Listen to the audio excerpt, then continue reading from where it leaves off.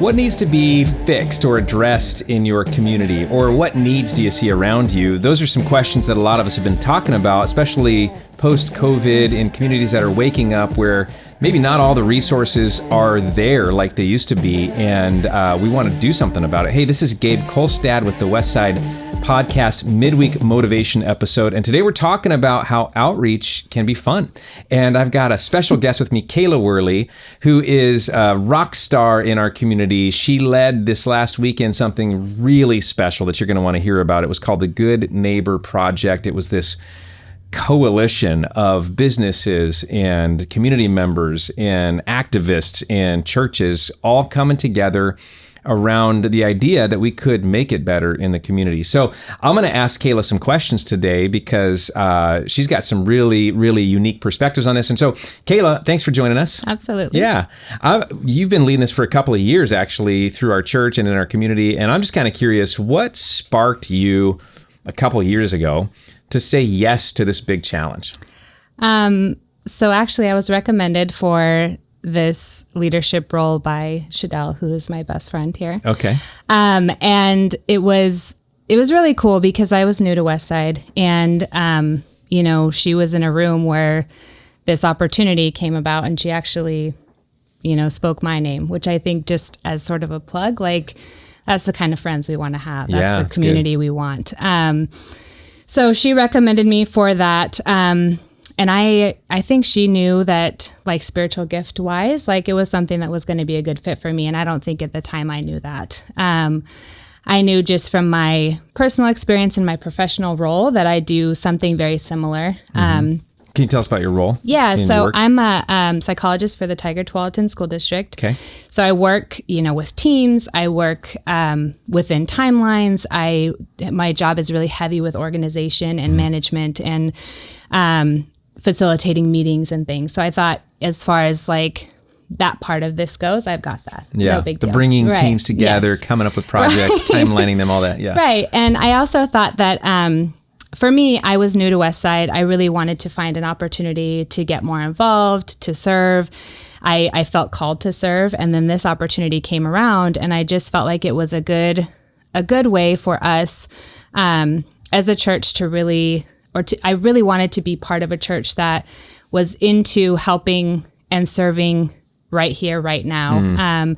And I also thought it was really important to be part of a church that brought people in that were like me. And I think Good Neighbor Project is a perfect example of us getting out in the community, touching people and places, and, having fun, and also just serving. And so it was kind of a big combination of lots of things that I felt really confident in, and then things that were just important to me. So I jumped into it, and I had people who believed that was the right place for me to be in, even if I didn't know it was. So that's cool. Yeah. Well, and I mean, now fast forward, it's fun to see some of those people are your greatest like supporters, right? Absolutely. Even helping to make all this happen. Yep, absolutely. Yeah. I think one of the things just to point out is a lot of times something like this, it's a pretty big scale thing. I mean, there's a lot of people involved in, it's like this sea of red t-shirts last weekend out at a public high school and then out into the community. Lots and lots of social media posting and coverage and stuff. And some people might look at it and go like, well, how in the world would I ever get something like that started? You might think like the Wizard of Oz is behind the curtain making it all happen, but it's really just regular people, doing it. And you jumped into this role. So we're really thankful for you and proud of you. Absolutely. Yeah. Thank you. What do you think from this year's project, what do you think are some favorite moments for you? So I have a few. So first, I actually had one leader who said to me, they were so thankful to be in that position and that nobody had ever given them an opportunity to lead. And so for me, that was just like a you believed in me moment, which I've had. And I know how powerful that is to be able to tell somebody that. And so that was amazing for me as a leader to have somebody say something like that to me. Also, we had 15 new leaders this year.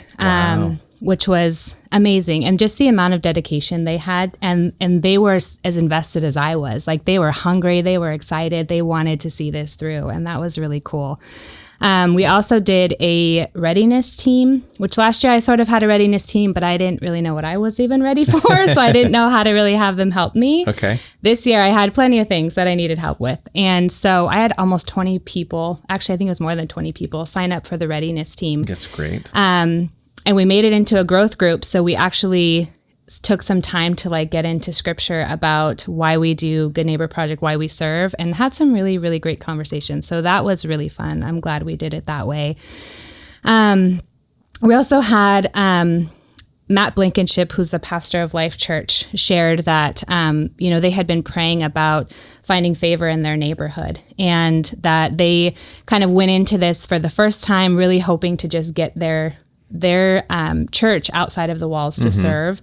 And it turned out being really an answered prayer for them in the work that they did in their community, and, finding favor with their community and with the HOA that they were working with. And, so that was really powerful for them as well. And then too, just the amount of partnerships we had. Like we had we partnered with Food Brigade and the Westside Cruisers and the Aloha Business Association and the Aloha Farmers Market and the Civil Air Patrol and Aloha High School and the Aloha High School football team. Yeah. And I mean, we had... troops were involved. Yes, yeah. And Expose Hope and Project Hope and Home Plate. And I mean, we just had so many... And churches. I think we had 7 churches total. Yeah.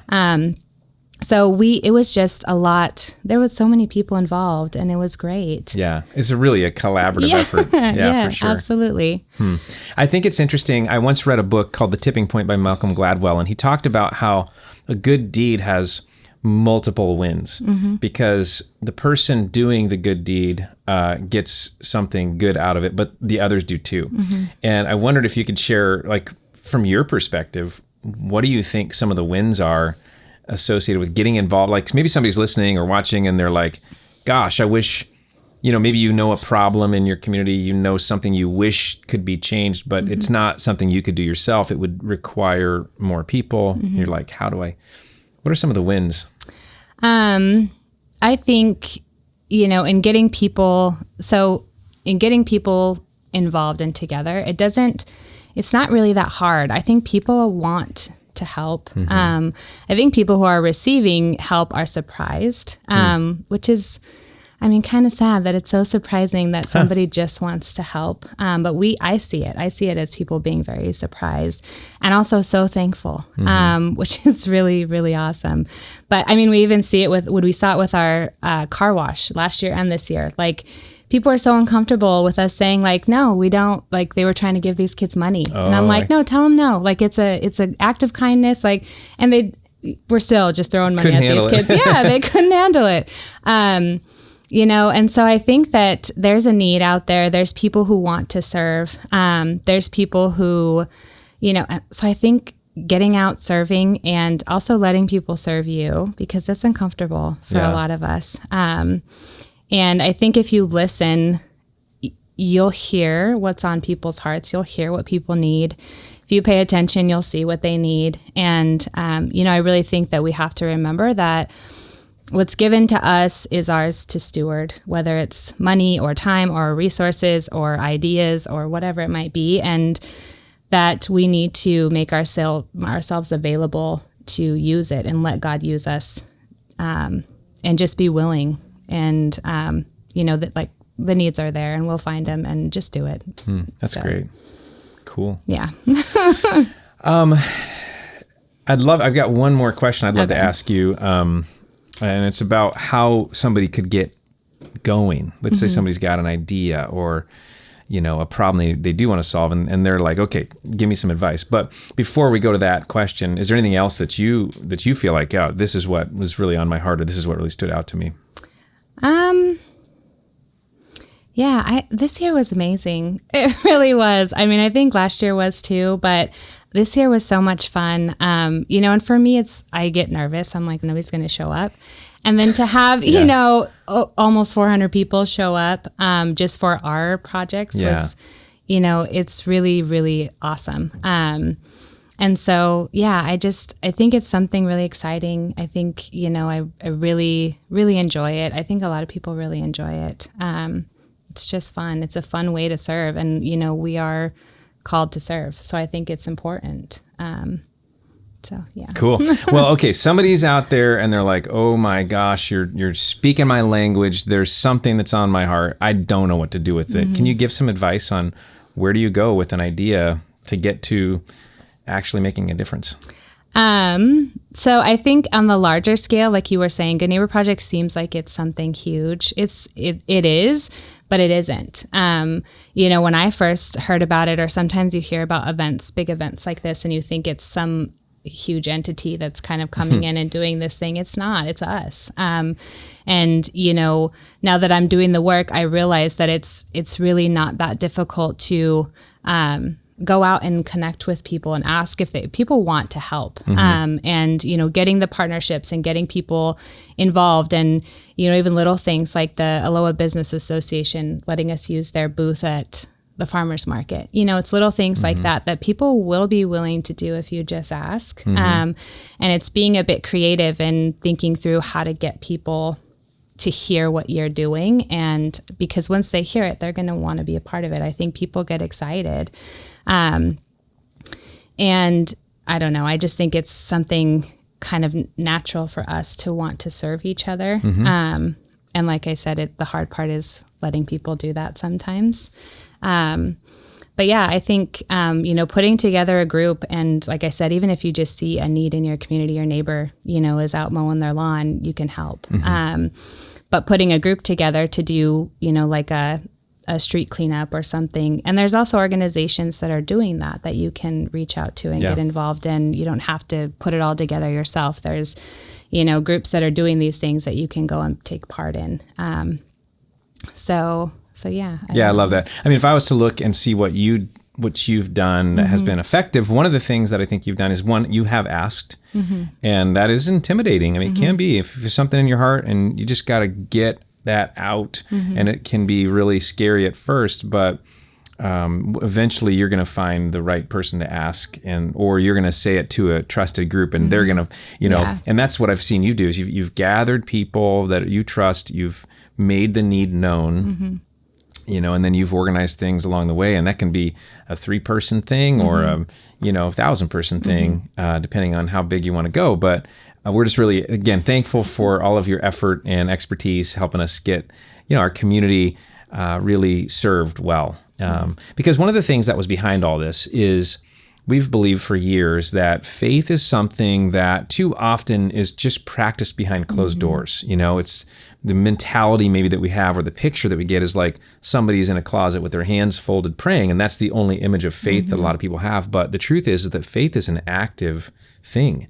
And this was a great opportunity for us to showcase that if Jesus was here right now, he'd probably be doing some of those things that were happening on Sunday with the Good Neighbor Project. And so if you've got that heart, go back and listen to this again. Kayla's got some great advice and wisdom, and we're on your team. We're on your side. If there's any way we can help you, let us know. We hope that this has been just an inspiring way to look at your community, the place you live, and how you could even make a difference, and how outreach can be really fun, because it is.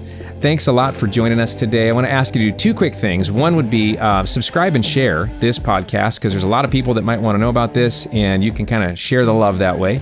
And secondly would be stop by a Westside service some Sunday.